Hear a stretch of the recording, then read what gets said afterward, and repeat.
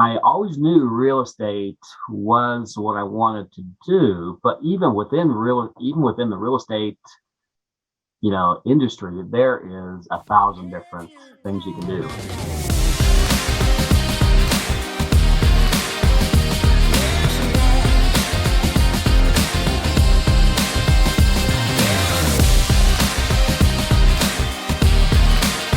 What's up, guys?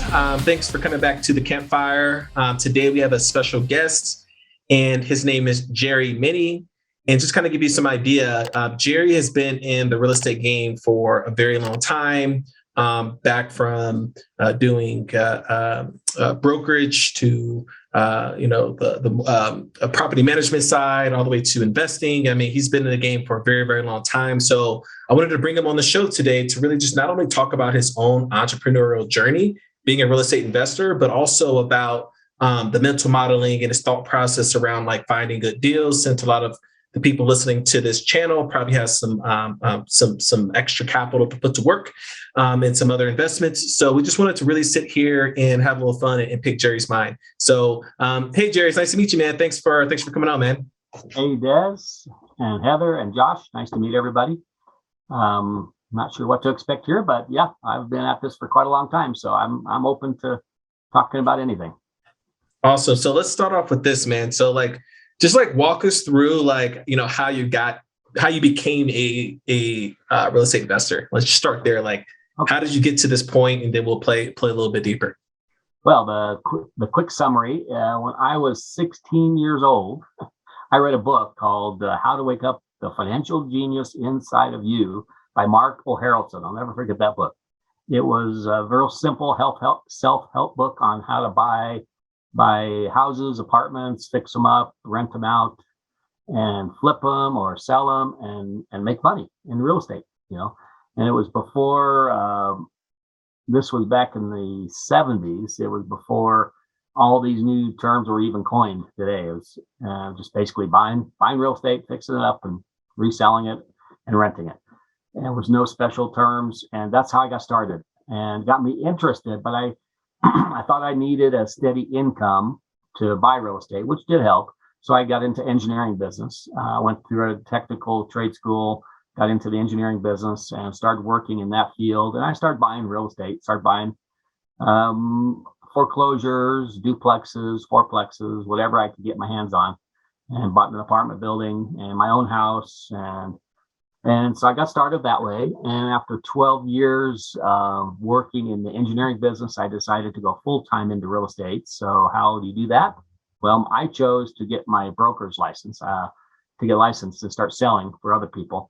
So I started selling real estate, and I enjoyed it. Found out I was actually pretty good working with people, helping people get what they want. And that's all sales are, is getting, finding a product and a service and helping line up the buyer and the seller. And so I did that. And at the same time, I was investing for myself. I was buying more rental properties and doing lots of brokerage. And I started building new construction. So I kind of got my fingers in everything. I started building new homes, semi-custom homes, custom homes. I started converting apartments to condominiums, selling off the condominiums. I owned rentals at the same time. So kind of got my fingers in a lot of different areas. I always stuck with residential, though. I never got into too much commercial other than apartment buildings, which are considered commercial. However, I always stuck with residential rentals because it's just what I knew. And then I started a management company. I started managing for other people and selling my clients investment properties and managing their properties. And then to fast forward a little bit, 2008 and 9, the market crashed pretty hard for any of you that were around. And that was tough times. So I went back to my roots of fixing up properties. Just picked up my tool belt again. I started fixing up properties, doing a lot of the work myself with partners, and kind of built my way back up. Making money to fixing up houses and duplexes and apartment buildings, and just kind of back to my roots. And so from there, I've built back up to where I own some apartment buildings now, and I'm right now I am strictly building a portfolio of rentals. That's my plan right now. So I buy houses, I rent them to own to the tenants. So I give the tenant the opportunity to own over 10 years. I make it a win-win situation where I'm really good at finding good properties. So I find them, fix them up, and refinance them, pull all my cash out, and then I rent them out to people with the option to buy. So then they are under contract to purchase. So I make a spread on the purchase, and they're happy because they're in the process of buying. And I also bring in investors to put up the cash and capital, which they don't have the knowledge I have or the experience. So they're happy to invest their cash and split equities and profits. And we really are making a pretty good rate of return. And so everybody's happy, and tenants are happy, investors are happy, I'm happy. So we're just building up a portfolio. The goal is to build up 100 homes and then decide where to go from there. So that's where we're at right now. We currently have, I think we're closing on 4 this month. So after this month, we'll have about 16 or 18 single family homes.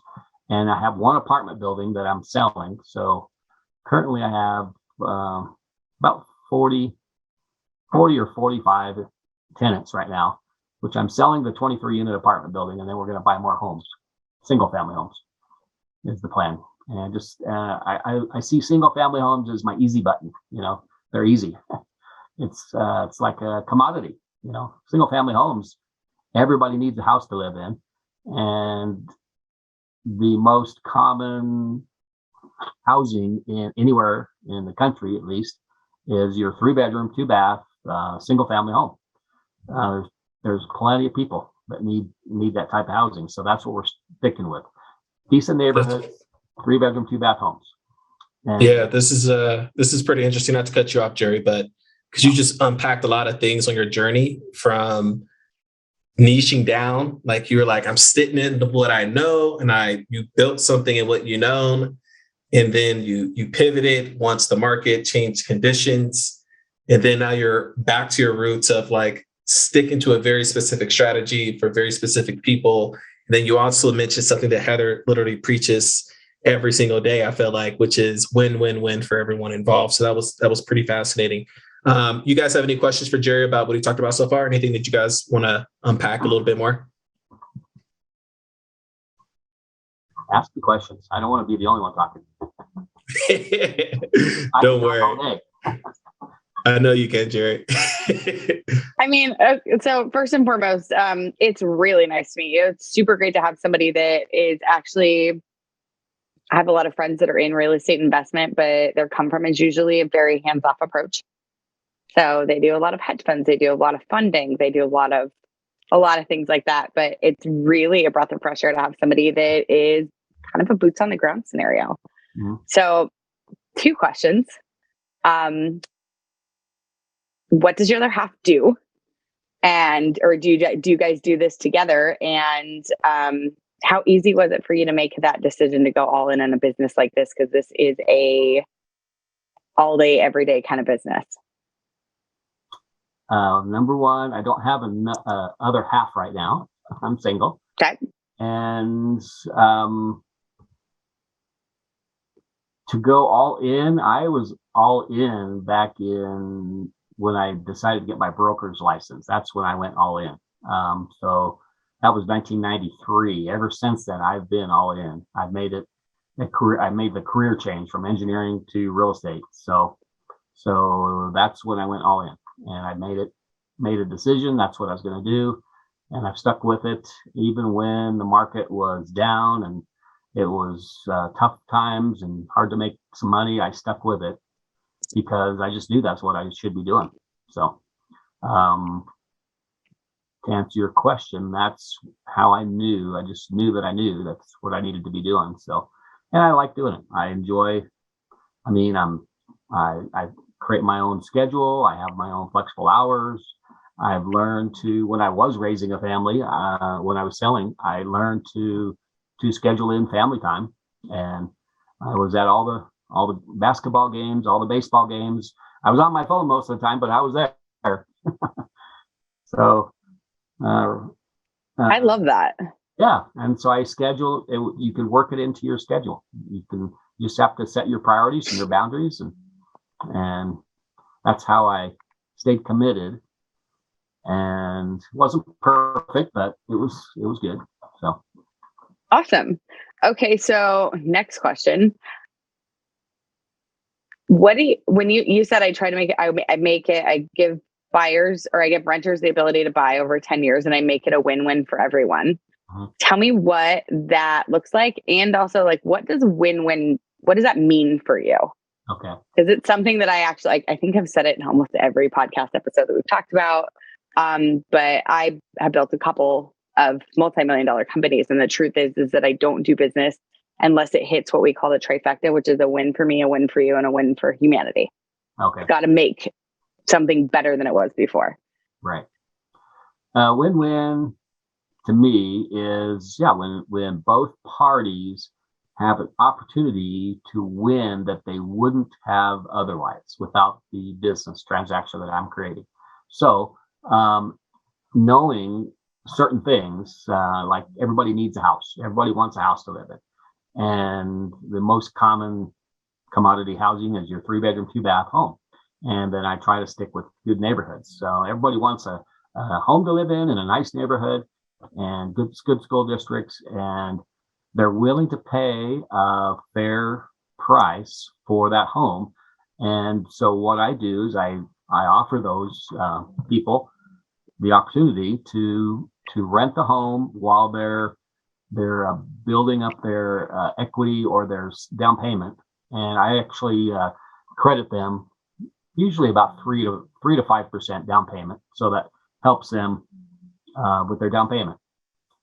And so that's another thing they need. That's second part of the win. So the first part of the win is locking them into a house that they are renting, but they are locked in on a contract to purchase for 10 years. So that gives them plenty of time to get their finances together and start saving up their down payment. Plus, I give them a credit towards their down payment as well. So those three things create a win for the buyer. And then on the selling side, on my side, I buy houses at good prices. I know how to find good values, and I know how to get good loans and good terms. And so the current market lends itself to creating that spread between our costs and the rent. So we make the difference. And if we do it right, the rate of return can be very lucrative. So then it becomes a win on the tenant side, a win on the investor side. And, we're looking at long-term appreciation. We build in our appreciation for 10 years. And that's where the growth is on real estate. Real estate's not a get rich quick scheme. It's a long-term growth scheme. So over 10 years, I can present numbers to my investors anywhere from 20% annual return to 200% annual return, depending on how risky they're willing to go. We've got one going on right now that's well over 250% annual return for 10 years. And you just can't do that in the stock market. You could. There's other things you can do it in, but I know how to do it in real estate, so that's what I'm going to stick with. So that's awesome. That is awesome. Yeah. This is super interesting. So like when you were, I kind of want to stick with the roots a little bit, like on your entrepreneurial journey. Mm-hmm. So you mentioned some things that I find myself always in a catch-22 with, which is you have more time technically to do what you want. However, there's this like, just because you have more time doesn't mean you're not going to use that time. So like, have you found yourself like, even though you can do a lot less, do you find yourself working like a lot of hours still? Like talk to me a little bit about the time management side. Cause I think that's an interesting point. I spend what feels like a lot of hours, but it's really not that many. I've learned to schedule in time off.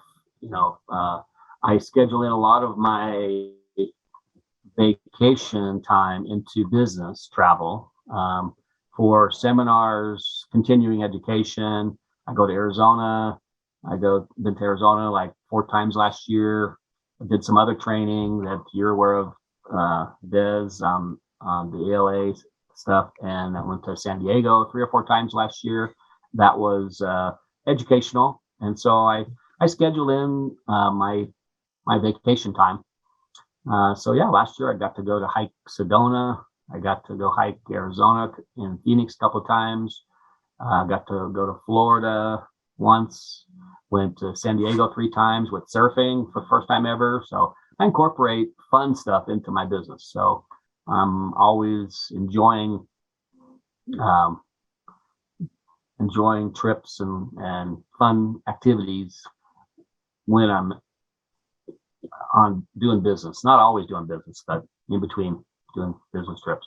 And Missouri, I'm buying in Missouri, and I own properties in Branson. I try to go fishing when I go to Branson, and have a brother in Arkansas that's 3 hours away, so I try to go visit him and incorporate family and fun into business, and kind of incorporate it, do both. So to answer your question, I work hard, but not that hard. Great answer, man. I don't want to hog up all the questions. I just got one last question, and Josh, you guys can take over. So like for our entrepreneurs or business owners or just people who love the pod who are listening right now, if you could, like, what would you tell them if they have never, participated in real estate before, right? Like, what are some things that you'll tell, people who are new to real estate investing or interested in real estate investing? Like, what are some things that you like, some tips or some ideas that you'll share with them on where they should start or how to start? Couple of things. Number one is know what you want. Set your goals, just like in any business. Set your goals, know what you want to accomplish, because you can't come up with a plan unless you have a set of goals of what you want to achieve, whether that's 100,000 a year or $1 million a year, whatever it is, or whether it's one house or 100 houses. Set your goals, and then from there you can work a plan, and get involved in education. So education, I think, is key importance. Get educated on whatever it is your plan is to accomplish your goals. So education is number 2, and number 3 is stay plugged into networks, other networks of other people doing similar things. Real estate investment meetup groups, and I've always enjoyed that, but it works. That's where I meet a lot of new people. I make a lot of new contacts on contractors, plumbers, electricians, people that do work, and other investors. So those 3 things: set a goal, get educated, and stay plugged in. Those are the 3 tips I can give. Perfect. Sounds normal, right, Josh? Sounds about right. Yep. Something like that. Nothing new.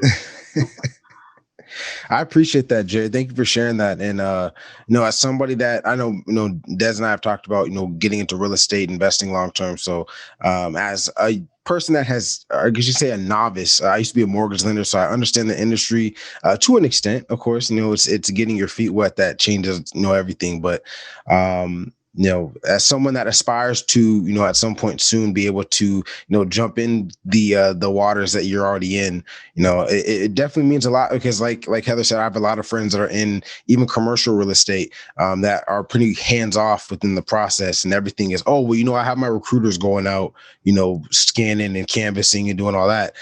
So it's actually seeing someone with boots on the ground that are doing it themselves, and still pursuing the other things outside of just real estate, that's very impressive. And I thank you for sharing all this wisdom with us. I've literally been taking notes this entire time, so I'm excited for this stuff. One question I did have, when it comes to say for instance, whether it's you want to call it entrepreneur or young entrepreneur, young real estate investor, what would you say is the key to being a good one and being a great one?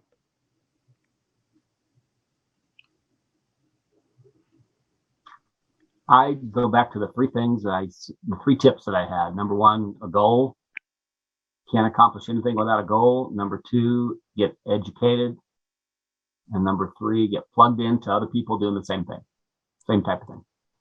I mean, if you can do those three things and do it really good, the better you can do those three things well, the more successful you'll be. Love that. Thank you for sharing that. I asked that simply because I'm in the space right now where one thing I took from what you were sharing with us is how you really got clear early on of who you were going to serve, what you were doing, and just staying in that lane. So no matter what the market no matter what the market dictated, you still knew like, hey, this is my bread and butter. If anything, I'm going to get better from this situation. I'm actually going to be able to apply that in a much bigger way, going forward.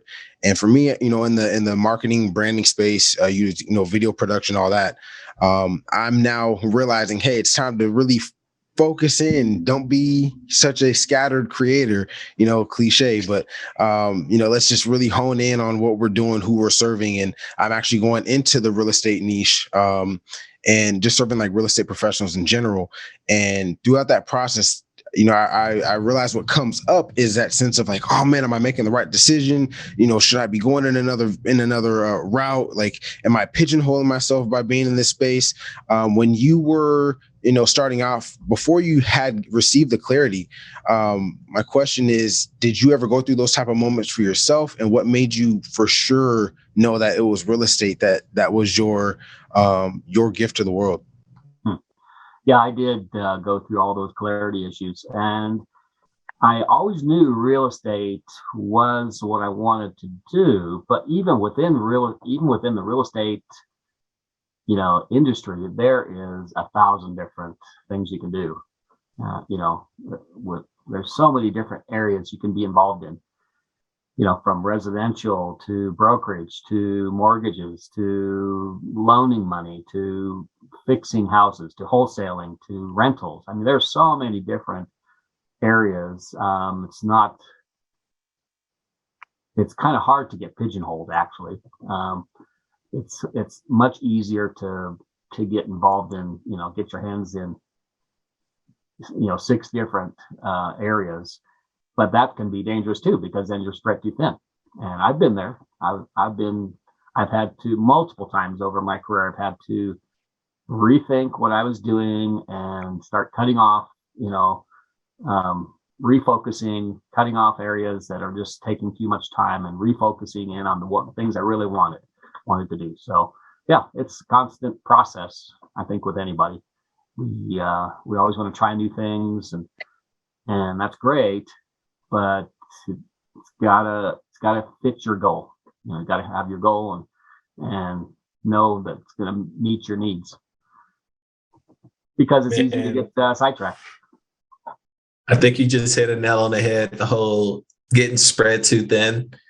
It's real. Like, I feel like being an entrepreneur, like you're already like you think creatively, right? Because you're trying to find things that are different in the market, right? Like you're going against the trend, or you're doing things that are more have more risk than, people in a W-2, right? Like in terms of for your income. Like for instance, 2 minutes ago before the pod, I made some money today in the stock market, and I was like, I made more than my goal, but you know what? I got greedy. I was like, you know what? I'm ready to risk everything I just got in order to make more money, and I ended up losing. But I learned a lot, and I was like, oh man, I would do it again, right? I was like, because the risk averse, right? Because we're willing to take risk. So like when you mentioned like spreading thin, I just related with that because I actually had to talk with Heather about this a lot. Of like she uses her one cookie analogy, like one cookie at a time, Desmond. One cookie, right? Like eat one cookie. Don't eat 10 at once, right? Just eat one cookie at a time. And, well, it's not even don't. You can go ahead and try to eat 10 cookies at once all you want. Go for it. If you choke, I'm going to smile at you and say, neat, get yourself out of it. Because the truth is that we all want it all. or you're going to get If sick I of it. told you, oh yeah, we want it all. Everybody, I mean, if you've got this kind of a gene, if you've got the bug, you want it all. And you have this idea and this idea and this idea and this idea and this idea. And that's great. And you get to keep them all. Like if I told you, like every cookie in a box of Oreos represented one of the most genius ideas you've ever had. I told you all of these are going to come true. And when you reached for a cookie, I said, but you can only have one. People start to get terrified. They're like, no. I'm like, no. Cookies stay in the box. And also, you can only truly execute on something one moment at a time. So you can either give something a fraction of your energy and a fraction of your attention and a fraction of your best self and do them all at the same time. Go to town. You're going to lose credibility, rapport, money, time, sanity, sleep, health, everything. Or you can do them one at a time.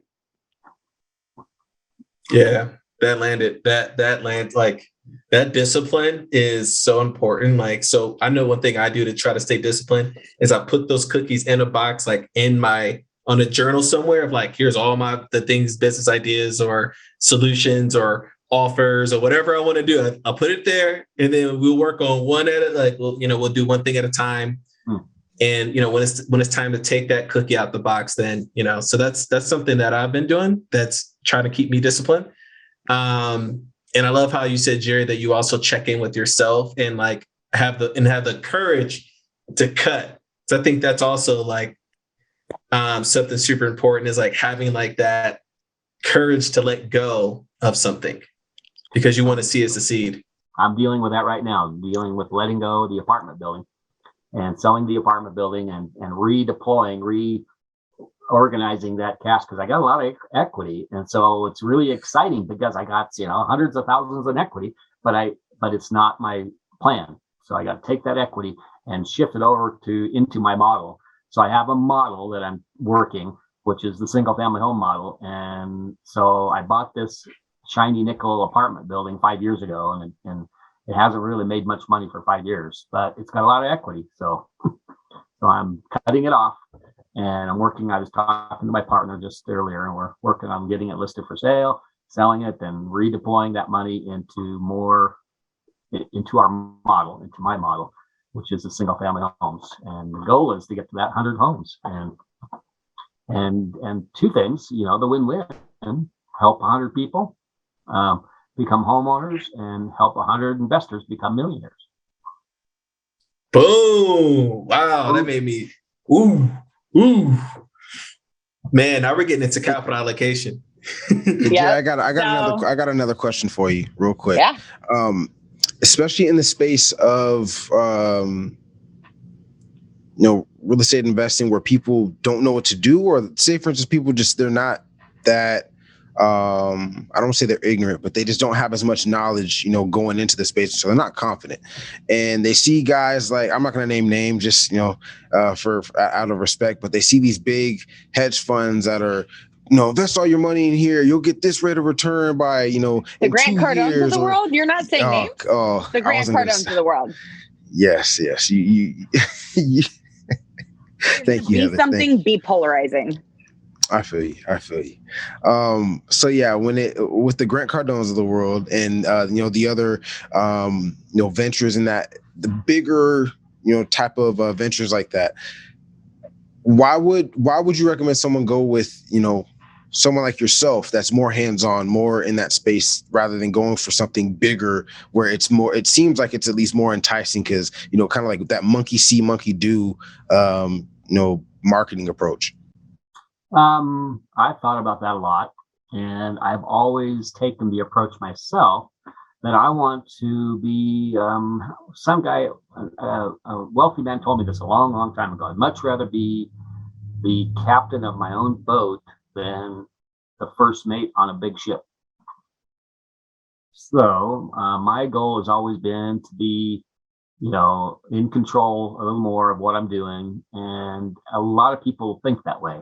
And for there's those people that completely want hands off and they just want to invest their money, those guys should buy the hedge funds.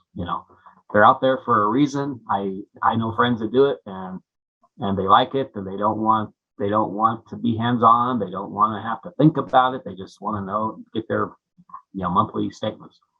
And sometimes they work, sometimes they don't. So I know a lot of people lose money on those too. So to answer your question, you have to decide what you want. It comes back to that original goal. You have to decide: do you want to be a little more hands-on? Do you want to be able to go, see exactly what's happening with your money? Here's the address where my money's going. I know this. I can see it. I can go take pictures of it. I can see my monthly reports. I understand it. I know there's rents coming in, and I know there's mortgages being paid and expenses, income expenses. I can see it. Whereas if you're just a little piece of a big, huge conglomerate, it's kind of hard to see that. It's very impersonal. So depends on what you want. If you want something a little more personal, you do a smaller investment. You want hands off? Go do the big one. They're there for a reason. There's something for everybody. Isn't that the truth? Yeah. So that's who I attract, is the people that want not hands on, but they want to see their investment. They want to see where their money's going. They want to know the person that's actually investing it for them, and kind of get be part of a smaller company than be a bigger part of a smaller company than a small part of a big company. Fair. All right. So what's the best deal you've ever gotten? Best deal? Oh.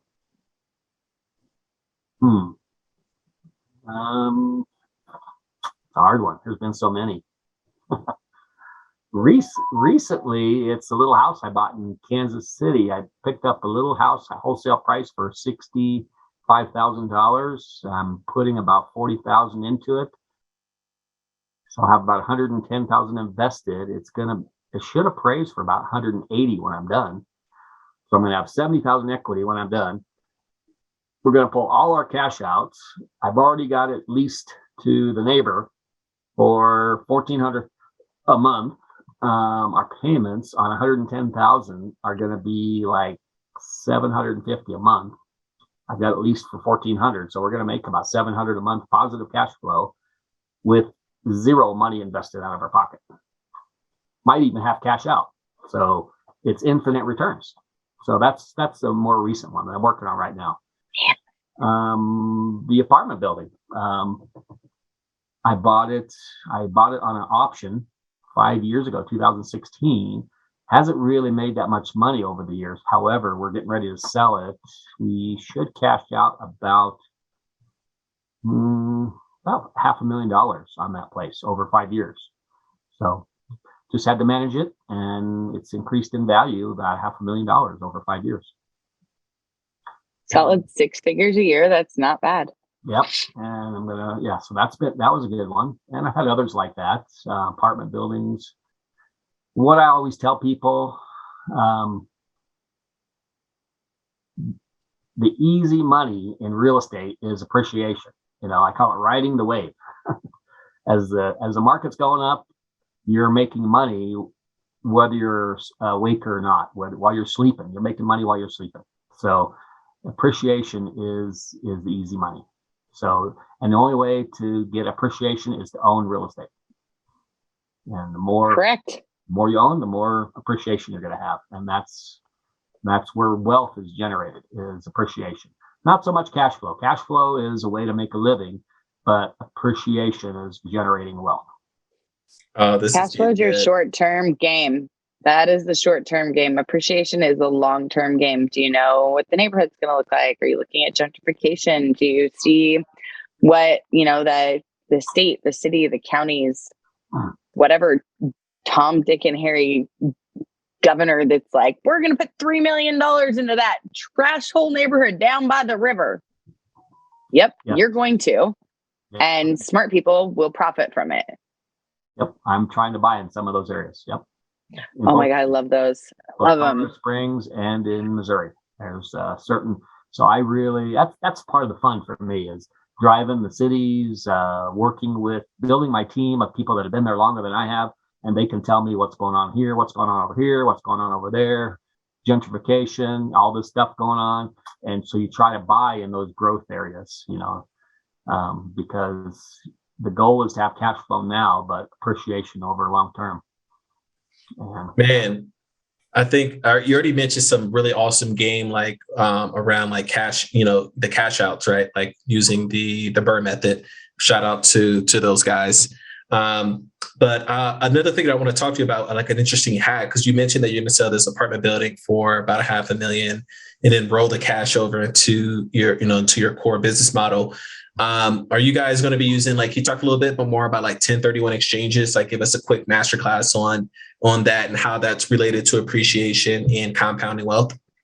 Yes, I've educated myself on 1031 exchange, which is taking the gain from the sale of one property and deferring that gain rather than paying capital gains tax on it. Defer that gain into another property, and it's called a 1031 tax deferred exchange. It's and you have to use certain attorneys and intermediaries to do that. However, it's going to defer my $500,000 in gain from one property to another one. Now, I've got a really good exchange attorney in Denver that I work with. He's going to help me defer that gain from one property that I'm selling into another property that I already own. And I'm going to take that property I already own. It's right now, it's 2 partners. I'm going to divide it up into 3 partners. And my partner over here that's selling is going to buy that third partnership on a property that I already own. So it's very creative, and it's going to defer all my gain, and I'll just have, two shares of this property over here and defer all my gain. So, and then once you have all that cash in that property, then I can refinance the debt, pull some of the cash out, and then I got my cash to spend with no taxes. And so I've looked into the IRAs and the 401ks and all that, and they're great. But every time I come away from educating myself on those things, reminds me why I don't want to do them. There's so much red tape. I prefer to do the 1031 exchange every day, and just keep deferring my gain and from one property to the next to the next. And this is a full disclosure. So like right now, me and Jerry are partners in a property in Colorado, and we're going to be using the 1031 exchange. And I'm like excited about it. When I was like, man, this is sick. We're going to take all this profit out of it, and then we're going to buy a more expensive property, and then great. Yeah, or whatever, right? Like turn one, it's like multiple. It's like, man, I was like, I like multiplication. We talk of business, you know what I mean? And what's crazy about the velocity behind this is, which is why I really want to talk to you guys, the audience is, in 5 years, like this can be like a crazy real estate portfolio because we're just using the rules of the game.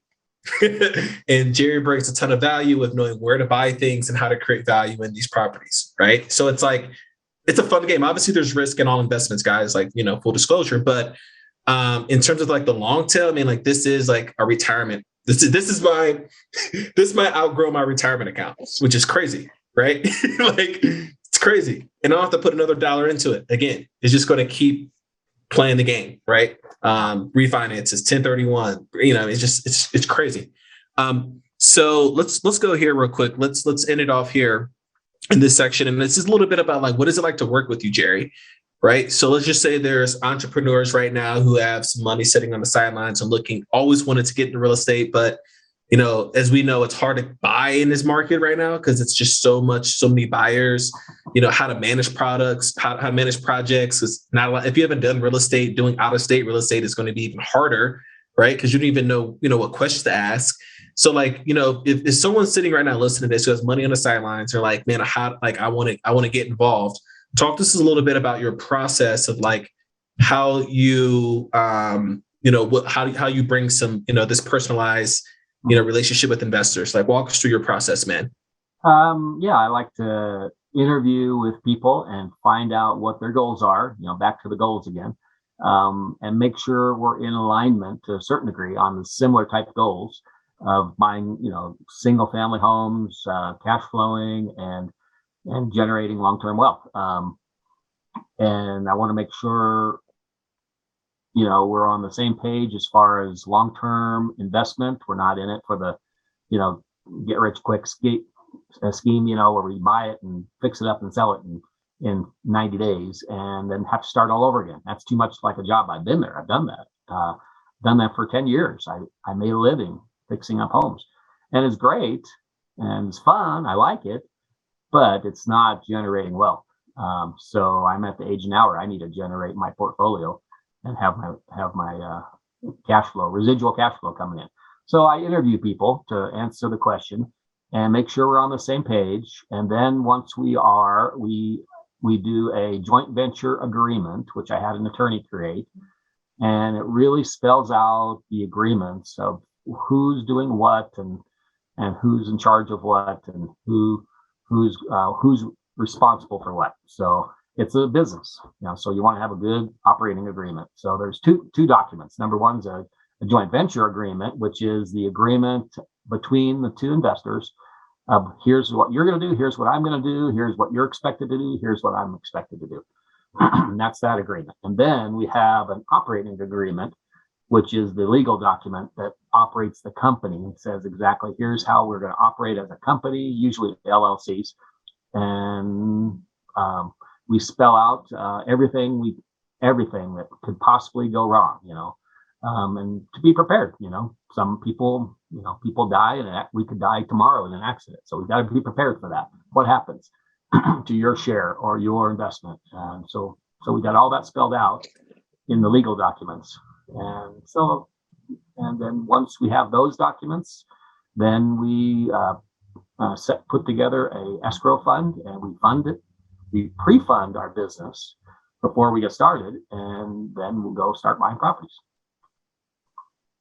And then that's where I come in. I come in with the accounting and the team and finding the good property and analyzing it to make sure it's going to cash flow, knowing what to expect on a rehab because I've done enough of them, and do my best to analyze what kind of cash flow we're going to get from that property over the years.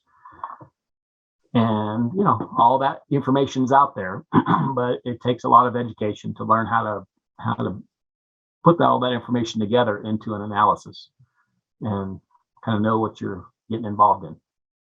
So that's why people will like to work with me, because I do have the experience. I've been at it for a long time. Sometimes it comes almost like I forget sometimes that I talk over people's heads because I've been doing it so long that I forget they don't know what I know. I can't expect them to, because I've been at this for 25 years. And so I just know what to expect. This little house that I just mentioned earlier, a little $40,000 remodel, I have a $10,000 contingency just for things that I don't know. So things like that, you just know that there's going to be, $10,000 worth of expenses that you don't know about them up front, but they're there. You just can't see them. So that is such a smart choice. I have found myself in some interesting remodels going, oh my God, this is going to be expensive. Yeah. Because it'll always work itself out on the backside, but it doesn't mean that you're ready to just be like, yeah, let me write you a $10,000 check. It's Tuesday. Right. I've had to write a lot of those $10,000 checks. So you learn after writing a few of those, better start planning for it. And yeah, we did on this one. We got a $10,000 so cool, man. contingency. See why we're about 4,000 into our 10,000 contingency so far. We'll probably use it all. Anyway, so that's what I do. I interview people, make sure we're all on the same page, and then we have good agreements. And then go to work.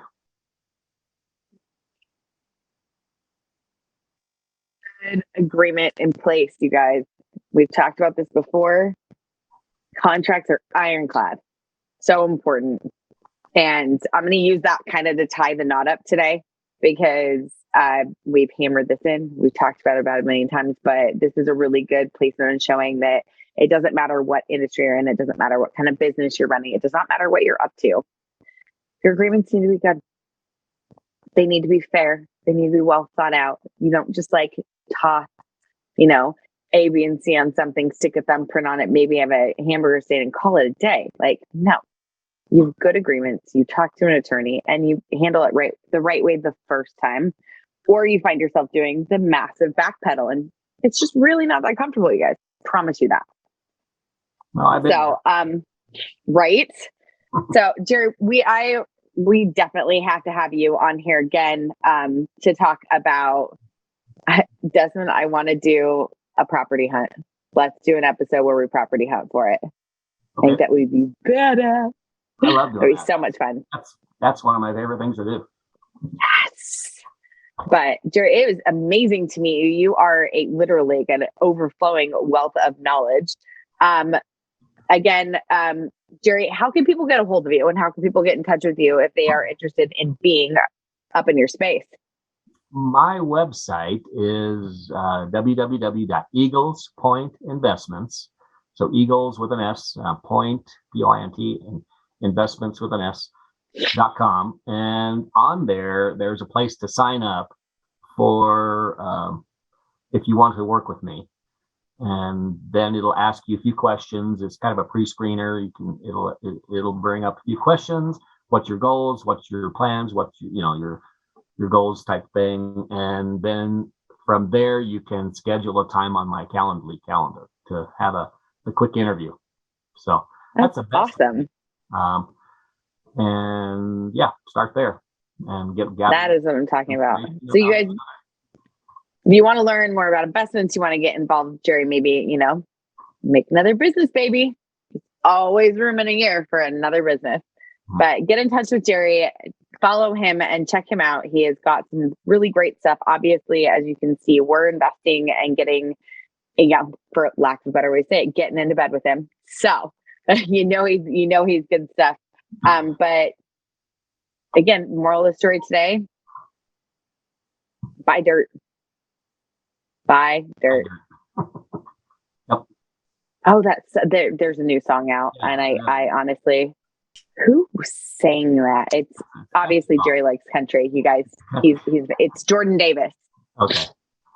Him and Luke Bryan featured in it, right. but they did a song called "Buy Dirt." You can't buy happiness, but you can buy dirt. But you can buy dirt, and dirt doesn't do anything but go up. Yeah. So we'll make sure that Jerry's information is definitely below us here in the show notes, and obviously in the emails and stuff that you get if you're already subscribed to the podcast. For anything else, if you've got questions for Jerry, we're definitely going to be bringing him on again. So leave a comment, shoot us an email, leave us a note, shoot him an email or a comment, and he'll be like, we need to have another podcast episode. Your podcast people are driving me crazy. But as always, like, follow, and comment. If you find this super valuable, share it with somebody. Share it with somebody who's curious about real estate. Everybody's got a friend who's like, oh my gosh, I just want to buy property every which direction. Share Jerry's reference. He would definitely keep you from falling into a hole on it. And otherwise, thanks for coming to the campfire, and we'll see you soon.